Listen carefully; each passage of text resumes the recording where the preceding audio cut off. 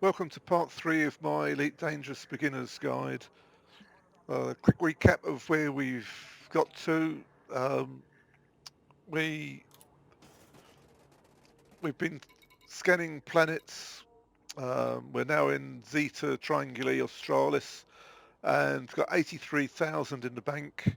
And we've got a 2B frameshift drive, which has tripled our jump range from when we started. We've got lightened all the other modules and we've got a 2E fuel scoop, so we can now travel more or less anywhere in the galaxy, but we can make it better than that. So I'm going to do more of the same for a bit.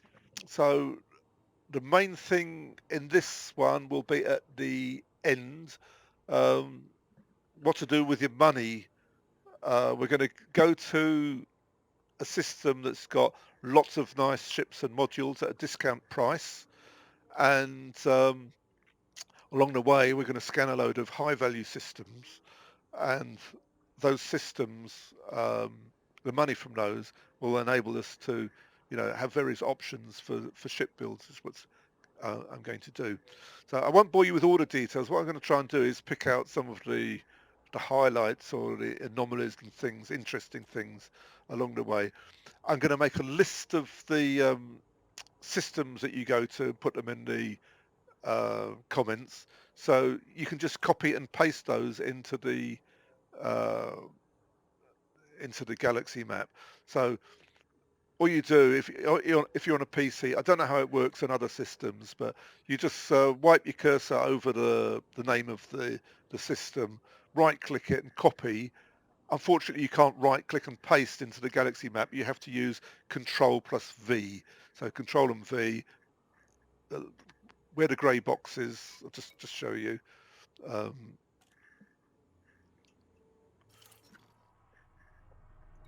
So you go into there, click in the box first to get the cursor flashing in it. You can just see on the left-hand side there, Control V, and a name comes in. So that's going to be our next stop, Fomalhaut. And I'll tell you the names of the places. It's Fomalhaut, Trappist 1, Ross 298, and then a weird name place called Uelliodhino. When we get to Uelliodhino, um, we can buy a 2A frame shift drive there and a 2A fuel scoop, which is then gets our sidewind up to the best you can have it for traveling without engineering. One of the best jump range, and like that you can travel anywhere in the galaxy. I got Elite Trader in a sidewind, sorry, Elite Explorer, doing just that, just traveling around the galaxy, scanning high value systems all the time and going to interesting places. So that's all you need if you want to explore. Um, but when we get after we've got those things, we're then going to use that to jump across to a system with all this nice stuff where we can get nice ships and stuff like that. So hopefully we'll have a couple of million in the bank to give us a few options. Then after that, I'll be able to show you specifically how to do the mining, how to do the combat, and how to do the missions and whatever. So as I say, I won't bore you with all the details. I'm going to try and pick out the highlights. So basically, I'll see you in well, the next place we're going to, where we're going to get those things, is Uelliodhino. That's the first stop off place. So we'll see how we get on. Yeah, a couple of things. I have got my route set to fastest fastest route now, so it's using more fuel per jump. So I have to stop longer here. You can slow down. You don't have to worry too much about the heat in this sidewinder, but when you get to 81%, you've got to turn away, regardless of whether you're full or not. So I nearly filled it up, so that's enough. Now look at all these crisscrosses in this one. So a whole load of orbit lines. This one's going to be tricky to find all the planets. Sometimes you end up chasing over the sky. Let's just have a look. Have I got away? Just get a bit away from the star. So I've no idea which direction I have to go now because they're going to be crisscrossed all over the sky. So, oops.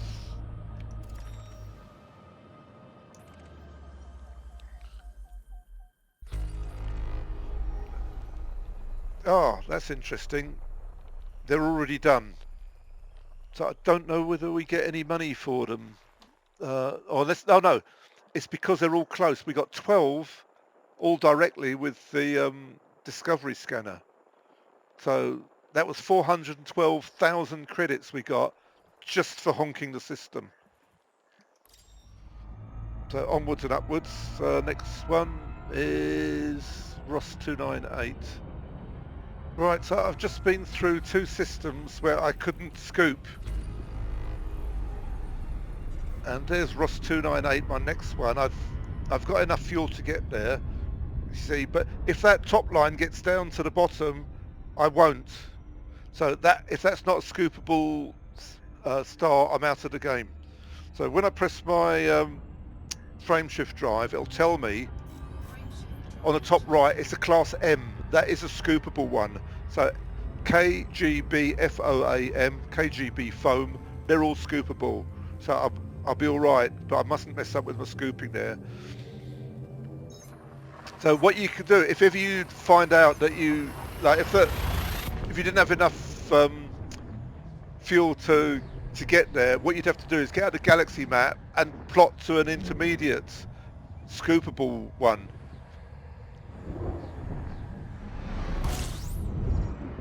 Right, so here we are. So what I'm going to do this time is stop and scoop. So I've got a whole tank to go. So I want to aim about 64 was the limit, but what's that, 62. If I leave it there, I'm okay. Now what I can do, because I'm not going to overheat here, I can like scan a lot of the planets in the system while I'm scooping. That saves time. So let's open up the FSS and let's see how many of them, if any. See, there's the orbit lines, and they disappear behind the star. So these ones here could be ones I want to scan, but I can always reposition and do those later. On the other hand, they might not be. So let's see how we get on. Fuel scooping complete. So there's a message telling I'm full. So I can still sit here. I'm quite safe. When they make that ticking noise, that's those ones. That's the asteroid belt, which you don't get anything for. But it's good to get the signals out of the way sometimes. Anything else there? No.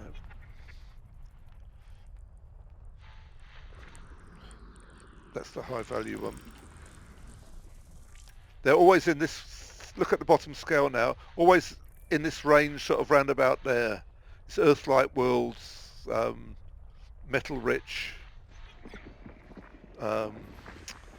ammonia worlds, and water worlds.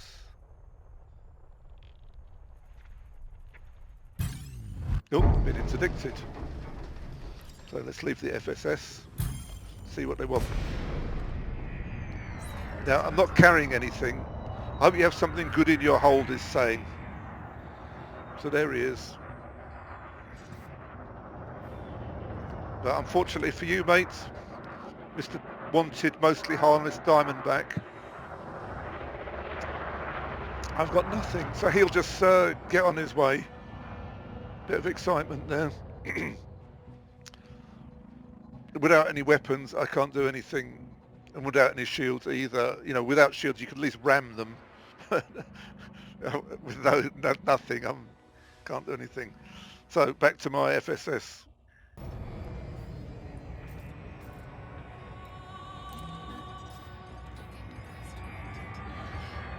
Right, here's something I'll help you later in the game. We got a docking computer, so we can just let the docking computer find where the landing pad is. But if you haven't got a docking computer, it's actually quite difficult to find it. If you just fly around the station, you can go all round. So when I was a beginner, I could never find the landing pad at all. But this is just a little trick that helps you. Press your down thruster and then boost. So we want number 2. Is that at the top? Oh, that is it at the top. And just keep pointing at the station. When you've got a decent ship, you know, you can keep boosting. This one takes a bit longer. But what happens is you rotate around the station, always looking at it. Oop, gone to 0 throttle by mistake. So there's another one. So it just helps you rotate around the station really quickly. Oh, there's number 2. So I always like to be able to see the landing pad before I engage the docking computer, because it's not unknown for the docking computer to try and take the shortest route and boost you through the structure. And obviously with no shields and a weak ship, that's going to blow you up. So it's always better to actually see the pad. That's really important on the when you can do the big mega ships. It doesn't seem to be able to know that they're there. It just goes straight for the landing pad and boosts you several times straight into it until the ship's blown up. So yeah, that's my advice. I mean, the docking computer's killed more people than many other reasons, I reckon. One other thing, the interdiction, I forgot to mention, when you get interdicted and you've got nothing to hide, so you're not carrying any cargo, you haven't done anything wrong, or you've got no bounties on you, anything like that, just submit. To submit, you pull your throttle to 0 or negative, and that pulls yourself out dead quick, and without damage. You can let the guy scan you, and then you can get on your way like dead quick. And generally, when you're interdicted, if you submit, your frame shift drive cools down much quicker, so you can get on your way again quicker. So if you want to run away from him, you know, you just like submit, boost again, get your frame shift drive going, and wave him goodbye, and you're out of range before they can even, you know, do you any serious damage. You might lose, you know, like half a ring of shields as he tries to get a few shots on you before you disappear in the distance, but it's pretty safe to do that. I've always done it, never been killed like that. While as if you play the mini game, you know, trying to keep you on the escape vector, and you lose, it takes much longer for your frame shift to cool down, and it leaves you vulnerable, especially in a slow ship like this. The bad guy's going to have plenty of time to chase you and shoot you. So yeah, I always prefer to submit, to be honest, unless I'm in a ship that I know I can win the interdiction minigame thing. Right, so here we are at Hayes Base Uelliodhino, and let's see what they've got here, whether they've got those 2 modules which we wanted. So we've got a lot more data to hand in now because we scanned everything along the way. And you see this time it's nearly 1 million. So if we did this like without messing about, just came straight out here, I reckon it'll take me less than an hour to get here. And you know, we've already had like 60 odd thousand, so we got like 1 million credits in the first hour without any danger, any risk of anything, just flying along, scanning, and we got a much better ship. So when we go to the outfitting, so I forgot to. There's a core internal. They got a lot of good stuff. I mean, you could upgrade a load of things here, hopefully, but we don't need to. They don't help. So there's our 2A frame shift drive. Say a jump range is 19.83. Now we're going to go up to 24.11. I can't remember what it was when we first started. It was about 6 or 7 or something like that. So more than 3 times the jump range now after an hour. We don't need to keep that 2B1, so just get rid of it. And our fuel scoop, optional internal.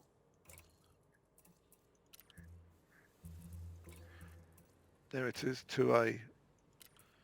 So what you'll find with this 2A one, it fills up much more quickly and efficiently. So like, you very rarely have to stop and scoop now. So just when you're traveling, just arrive at the star, fly around it while scooping. As soon as you're clear and the fuel scoop goes away, get your frame shift drive going on to the next one. Right, so we've got our Sidewinder, about as good as you can get it for traveling without engineering. And now we can go off to the place where we can get other ships and order modules and everything at discount prices, which is dead handy as well.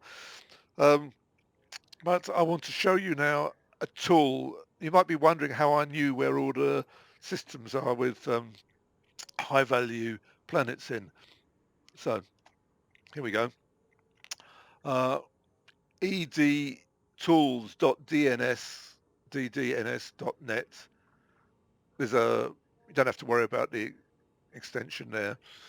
So I'll put a link in the description. There's a whole load of useful tools in here for mining, which we'll do later, and bounty hunting and all sorts of things. So the one we're interested in is Road to Riches. So you click on that, and it brings you here.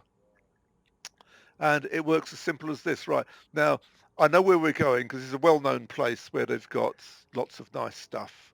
So what this does, it makes a circular route taking you through all the high value systems where you just scan them.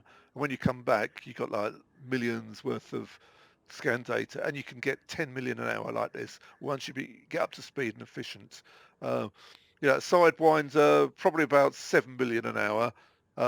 You need more jump range, for less jumps. So Diamondback or an Asp, something like that can do it really well without engineering. Obviously, you've got engineering, can do it even better. It's just a question of the time it takes for all the jumps. So what we're going to do is use straight line mode. This is dead edges. Whenever you're going anywhere, especially at the beginning of the game, you type where you are. So we're in, I've got it in here, Uelliodhino. And we're going to Diaguandri. Type that in there. And here we go. I get route. Seems to have done it without me doing that. So Diaguandri would be the next stop. So we're there already. So it's 1, 2, 3, 4 places along the way. Bear in mind this one's 71 light years away. So with our 25 light years jump range, that's going to be like 3 or 4 jumps. This one's going to be 2 or 3 jumps, and then it's 1 jump, 1 or 2, and then however many it takes to get to the other one. So a few jumps. Now, using this tool, you only need to scan the high value planets, and it tells you where they all are. So up to now, because money's been fairly tight, we've been scanning everything, but that's not that efficient. If you just want cash, I mean, you can carry on doing that, scanning the whole systems, but if you just want cash, the fastest cash in the shortest time, then the only thing you need to scan is the high value systems, high value planets in the system, and it tells you where they are. So I'll show you how to deal with that when we get to Beta Trianguli. So you can use this anywhere, wherever you are, wherever you're going. You can say, well, I've got to go there. I might as well collect a load of money along the way. So wherever you are, you just put it and where you want to go, and then this will pick out. So just make sure you go through this. All you have to do is copy and paste them. So as I was saying before, you copy that, come to your elite galaxy map. Oops, that's too quick for it. And Control V. That's interesting. Triangle without the E, without the I. That's why it's dead easy to like misspell things. So there we are. You can see it's 1, 2, 3, 4, 5 jumps.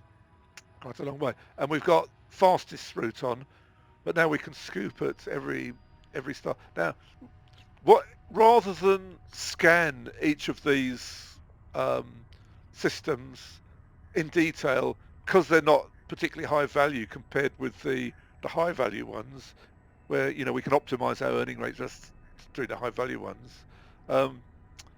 We only need to honk these as you go through. You still get some money for that.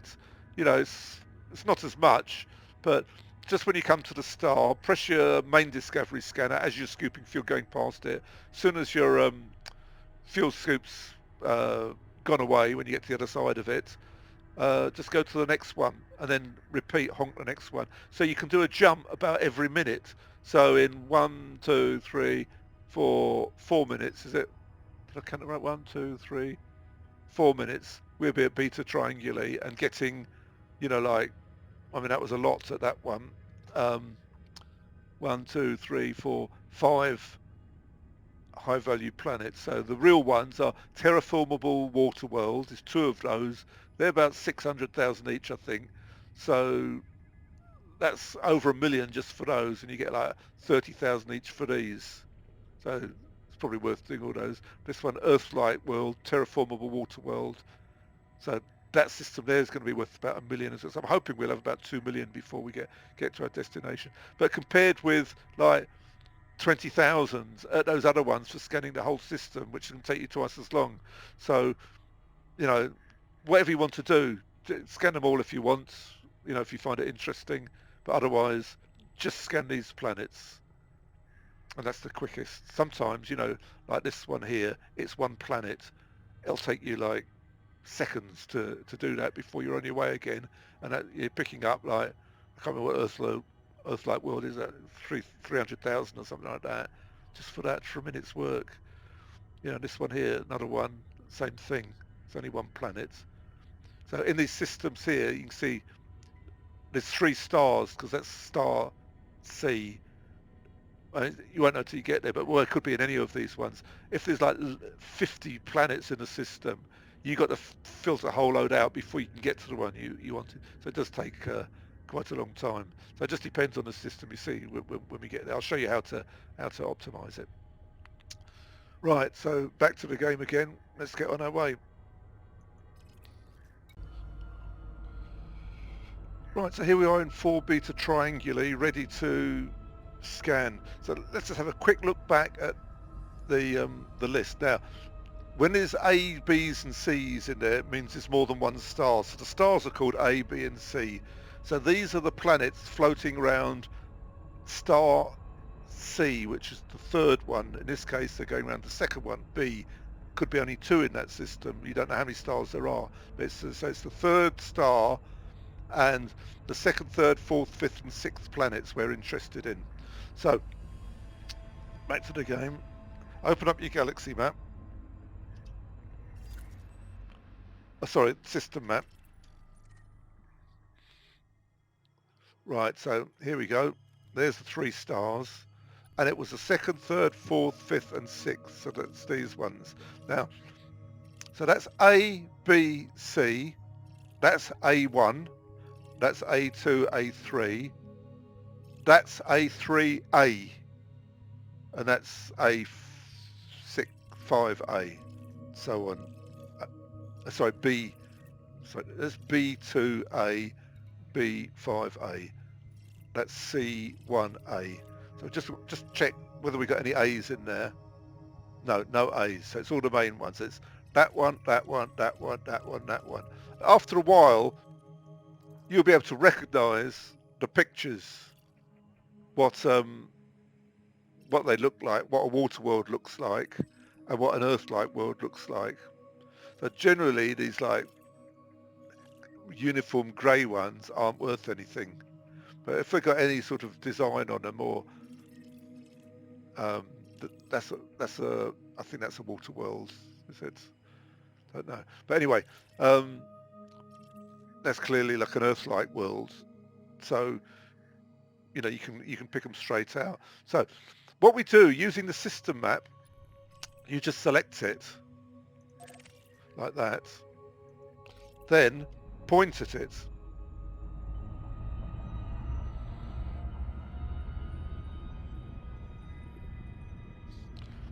Now I can see already that this is going to be more complicated because there's several other stars there. So go to 0 throttle, open up your thing. So you're already pointing at it, but as you can see, there's loads of planets there. So we know that it's in this range here. See where I am on the scanner? So it's one of those ones there. And there it is, it's lit for us. So we've got it straight away. There it is, Waterworld. And there's another one there. That's the other one then. That was dead quick. So if we're only after those, we could be on our way now. But there were other ones as well.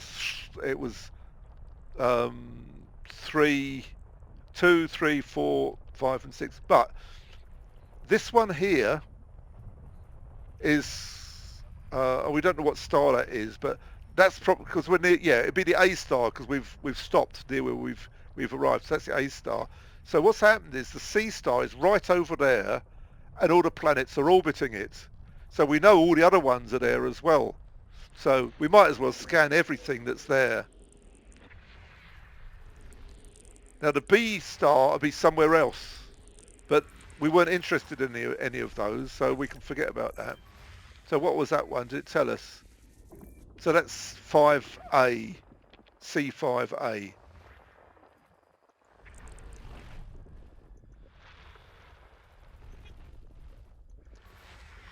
That one was missed at C6A. So we're getting all the low value ones there. So where are we? Just got to tune in.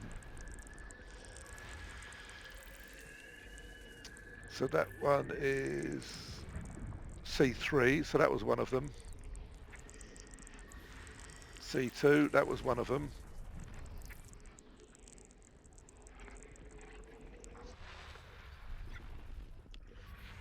I mean, while you're here, you might as well scan them, because it's like, even if it's like 3,000 or 4,000 each, you're still getting something for it. So any more? No, that's everything from there.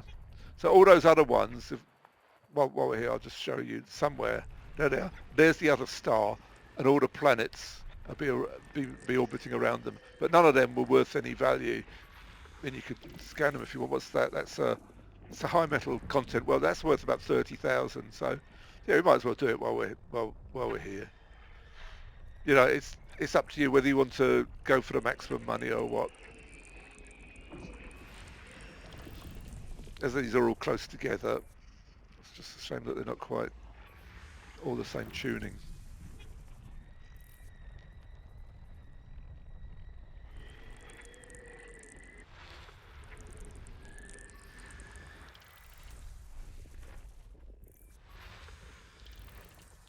So that's all the high value. That's that's an asteroid thing there, isn't it?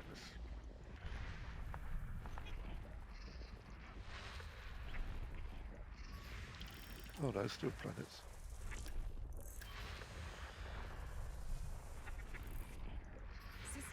So we did the whole system in the end because that was fairly quick. But we could have just done those first ones and then got on our way. You'll have noticed that the fuel scooping is much more quick now. So we're ready to go on to the next one. Copy.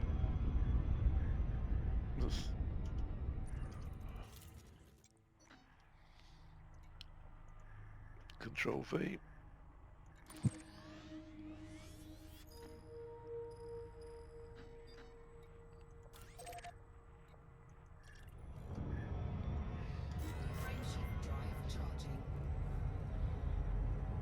So here we are at whatever it was, 6431 Arietis.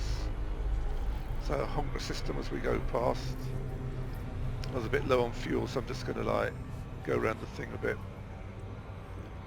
When I get to 80, just turn away. There we go. And we've filled up. So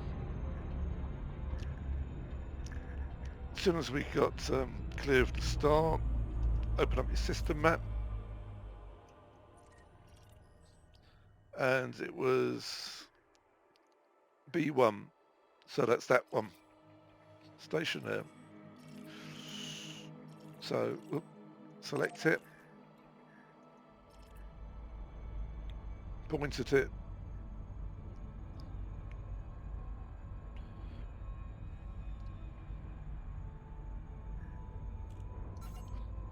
Oops. FSS. Oops. So it's probably that one there.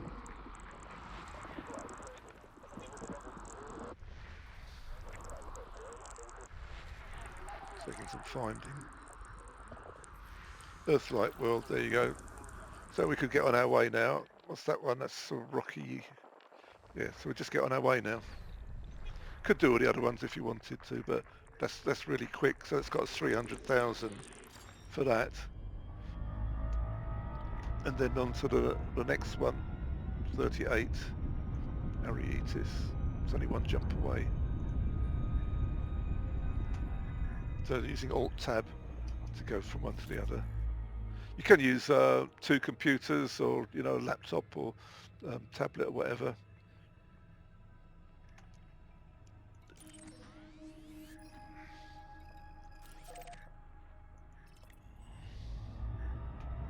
Frameshift drive charging.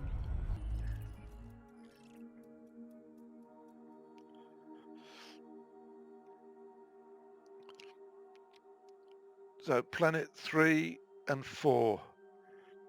That's those two. There's not many here. Again, you could do the others because these look like, doesn't say, but if they're high metal, you get about 30,000 for them, as I said before. So the quick waypoint.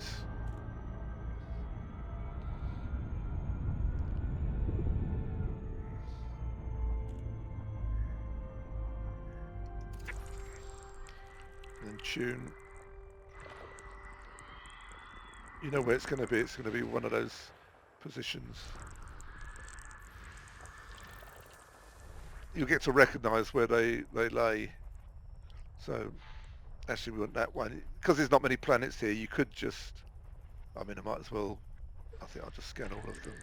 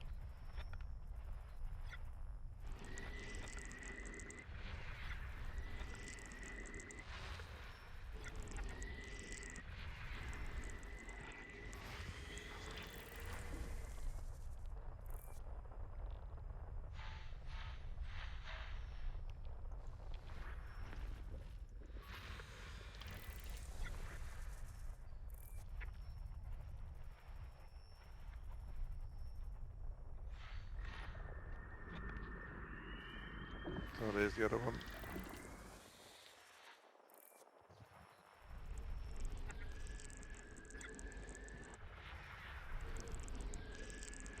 So that's high metal, that's another 30,000.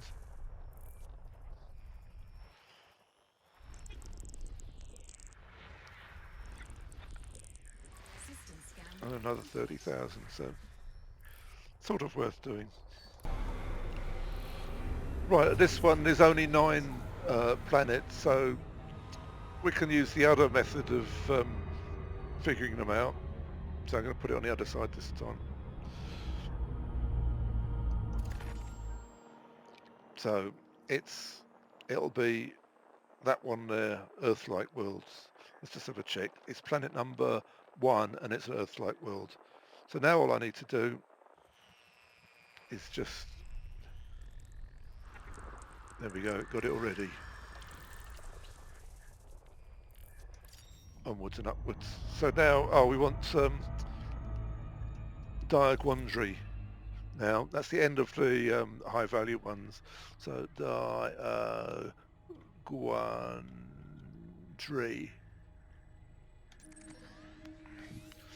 It's only one jump away. And when we get there, it's Ray Gateway. Right, after you've scanned HIP 11728, you should switch to solo mode. So to do that, just press escape and then exit, and then resume and start again in solo mode. So it says solo down the bottom there. And the reason is that Diaguandri, the next place we're going, is a bit of a ganker hotspot because a lot of noobs go there to get the cheap stuff. So the only people that do that are the ones with no money. So, you know, if you're an experienced player in the game, you got elite anything, there's other places you go. So this is a bit of a hotspot for noobs. So it's easy pickings for gankers. And when I was doing my testing, they came after me there. They got me twice out of 5. Once I realised they were ganking, what I did, I went to the station and fitted some heat sinks. The problem I had the first time was I hadn't got a button assigned to silent running, so I couldn't hide from them. So then I fixed that, got some heat sinks, and came back again and let them try and get me again. They interdicted me 5 times altogether, and 3 times I got away, and twice they got me. I was just doing it for a bit of fun. But with silent running and heat sinks, even with this, with 2D shields, 2D boost, no shields, and 2D thrusters, I was able to escape 3 times. So I was quite pleased with that. So in solo mode, you won't see them, so it's safe. You could do this whole thing in solo mode because you never know when you're going to come across some nutter. Yeah, I don't know what satisfaction they get out of it. You know, like killing harmless pilots in a shieldless Sidewinder, and there was a gang of 2 of them as well. It wasn't like one on his own. You know, they were so scared that they had to have 2 of them to deal with a harmless guy in a Sidewinder with no weapons. But that's what they do. That's their fun. So they had a little bit of fun, but I had a bit of fun as well. So all's well that ends well. What we're looking for is Ray Gateway.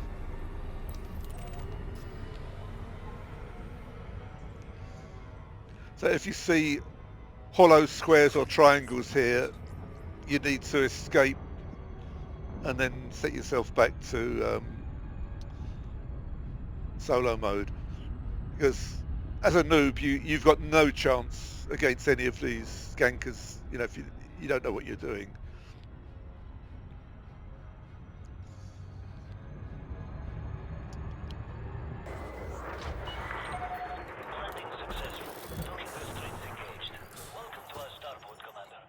Right, so let's see how much data we got. Yeah, it's 3 million. So what's that? About half hour. 3 million. So 6-7 million hours, easily achievable. And I scanned all the planets. If you're on a long run, you can just scan the high value ones. The other thing I did, honking the ones in between, that'd be that one. So you can see you're getting like 1,000, 4,000, 5,000. You know, it all adds up. So it's always worth honking every time you jump.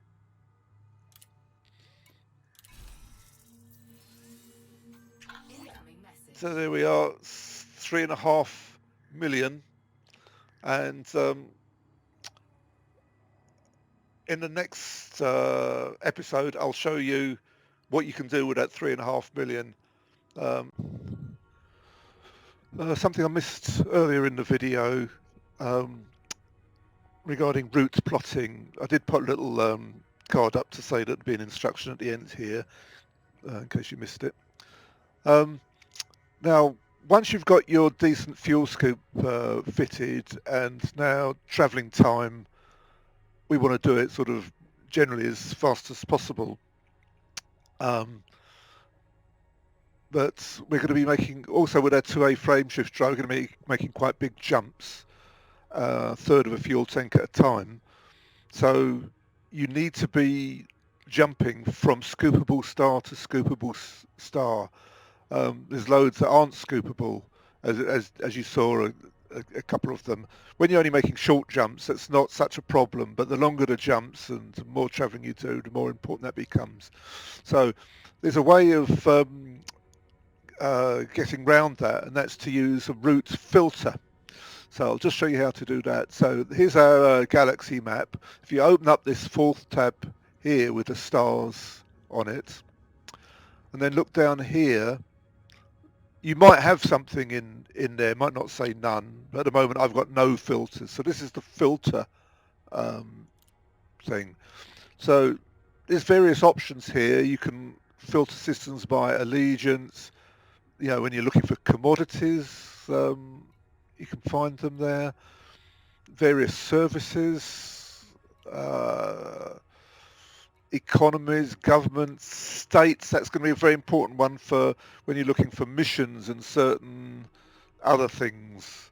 It's going to help you pin down the ones that you need. And it also, these states also affect trading and prices and all sorts of things. I'm not going to go into all that now. It's rather complicated. But the thing that we are interested in now is the star class here. So when you click that, these are all the star classes that you can come across. And what I've done, yours will be looking like this. You just click these and they go on and off. So just unclick these ones right down to M. Now remember I mentioned before that the scoopable stars are KGB foam, FOAM. So it's if you remember that, it's an easy way of figuring them out. But you can fix them in here. And the last thing you need to do is make sure that one's lit. Apply filter to route. So when you make a route, let's just make one here now.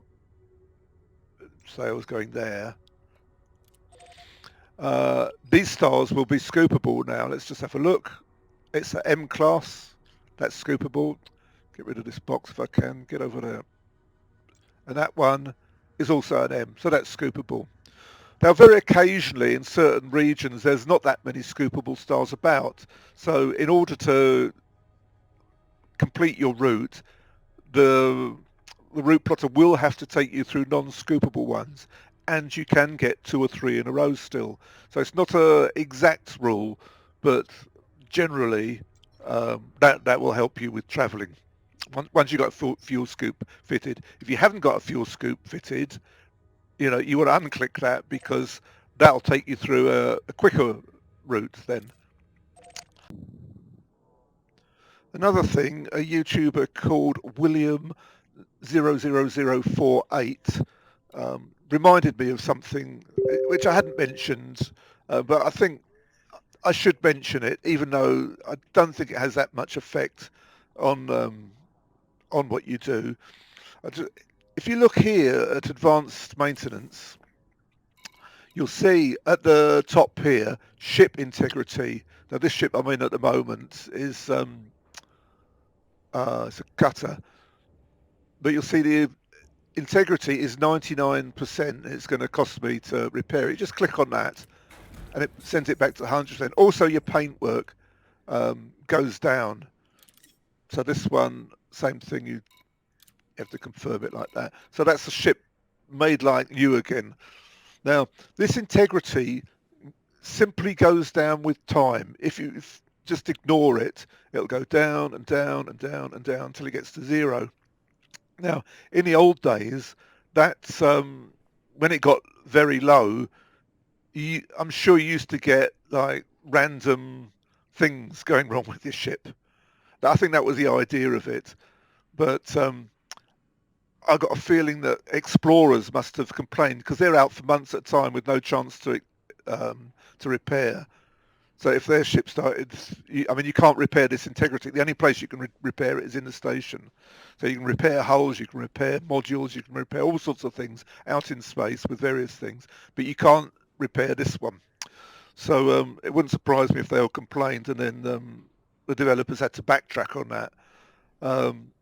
So I don't believe it has any effects at the moment. Now, I can't be 100% sure of that, but I've been out exploring and come back with 0%, and I've not noticed anything. But I always repair it anyway, just as a matter of course. So from time to time, just for peace of mind, you might want to have a look at that. Just click it and pay. It doesn't cost a lot, and then get your ship back like new again. So I'll see you in the next episode. Any questions, put them in the comments. I'm always happy to answer them.